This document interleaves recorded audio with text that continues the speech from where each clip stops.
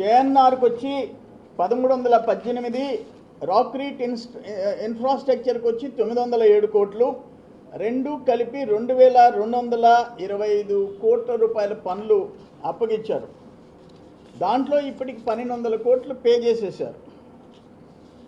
అవి ఇళ్ళు పూర్తిగాలే, స్లాబ్ వేసి ఉంటే కిటికీలు తలుపులు ఫ్లోరింగ్ చేయలే, అసలు బేస్మెంట్ లెవెల్లో ఆపేసేసేసారు. 18 రకాల వస్తువులు లబ్ధిదారుల పేరుతో బుక్ చేయించి వాళ్ళకి ఇవ్వకుండా వాళ్ళే సంతకాలు పెట్టుకున్నారు. బెనిఫిషరీస్ లబ్ధిదారుల సంతకాలు కూడా వాళ్ళే పెట్టుకున్నారు. ఒక్కొక్క స్టిక్కర్ 630 రూపాయలు అయితే దాన్ని 1100కు కొనుగోలు చేసినట్టు ఈ స్టిక్కరు ఆ ఇంటికి వేయాలంట. ఎక్కడన్నా వేసినట్టు చెప్పండి. రాక్రీట్ కన్స్ట్రక్షన్స్ కంపెనీ ఎక్స్ఎమ్మెల్యే మీద కేసు పెడితే అతను కోర్టుకు పోయి నా పేరుతో అగ్రిమెంట్ లేదు, నన్నేంది మీరు చేసేది అని చెప్పేసి కోర్టులో రిలీఫ్ తెచ్చుకున్నాడు. ఈ క్వాలిటీ లేని ఇళ్ళు అని చెప్పేసి విజిలెన్స్ ఎంక్వైరీ జరుగుతూ ఉంటే ఒక పక్కన మళ్ళీ మీరు ఎందుకు పేమెంట్లు చేశారు? మా గవర్నమెంట్ వచ్చిన తర్వాత 122 కోట్లు పే చేశాం.